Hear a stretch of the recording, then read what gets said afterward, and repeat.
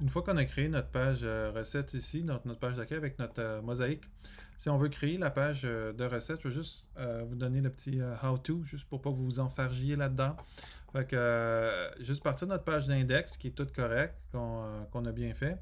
Et puis après ça, fichier enregistré sous, une fois qu'on l'a enregistré, bien sûr. Puis on va l'appeler recette 1, par exemple. Et une fois qu'on l'a créé, cette page recette 1 là, au fond, c'est d'aller supprimer tout ce qu'on n'a pas de besoin dans notre page de recette, hein, parce que pour le moment, c'est une copie de la page d'accueil. Donc, comme c'est une copie de la page d'accueil ici, ce qu'on va faire, c'est qu'on va juste aller enlever tout ce qui est des images. Donc, soyez bien certaines. Ici, je clique sur grille image finie là. Fait que je remonte par en bas. Ici, j'enlève toutes mes images ici. Donc, ici, voilà. Je me laisse mon titre qui est là. Je le change pour mon titre de ma recette, par exemple. Ici, soupe au poulet. Par exemple, ici. OK?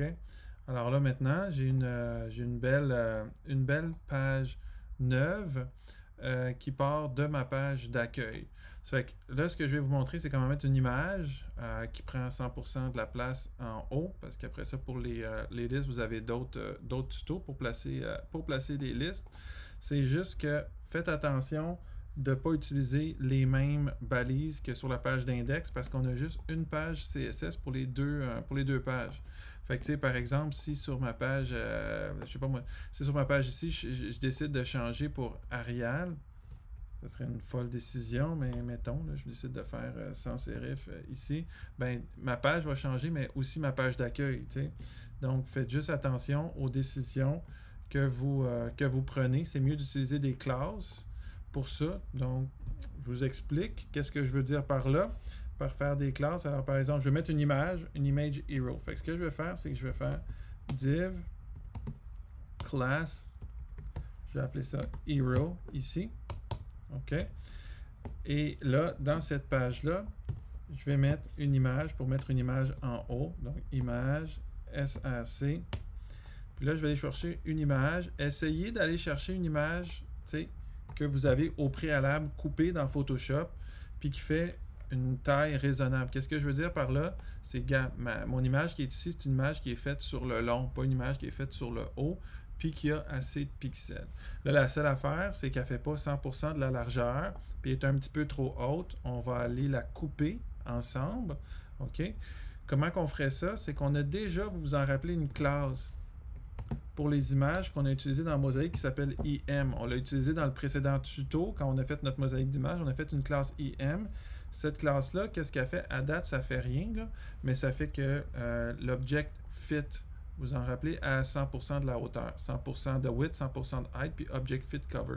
C'est ça que ça fait la classe IM qui est ici. Fait que là, tout ce qui me manque, c'est de créer, au fond, une règle pour ma hero image. C'est comme ça qu'on appelle ça une image en haut de site, là. OK. Puis là, celle-ci, c'est le conteneur, ici. Et celle-ci, qu'est-ce que je vais lui dire? Ben, je vais lui dire, par exemple, width, ici, 100%. OK.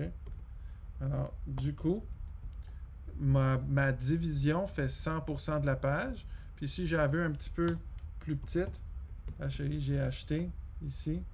Puis je vais lui dire, mettons, je sais pas, 300 px. Ça sera à vous de personnaliser, là, bien sûr, là, mais à 300 px. Fait que là, j'ai mon image qui fait 300 pixels de hauteur sur ma page.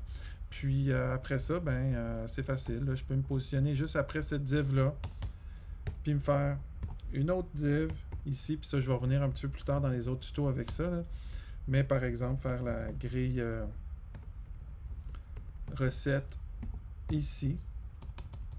Et là, me faire une division pour mes ingrédients ici. Hein?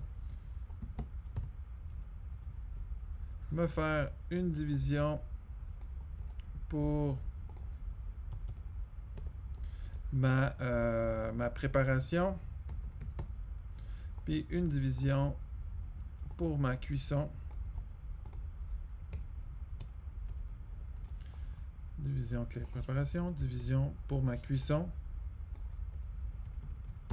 Et à l'intérieur de chacune de ces, maintenant que j'ai une grille recette ici, qui s'en vient sous ça ici, je vais me créer une CSS pour ma grille recette. Je ne le ferai pas en ce moment. Vous l'avez dans les autres tutos. Vous savez comment le faire. Donc, on se fait une grille recette, le grille template column, le nombre de colonnes qu'on veut.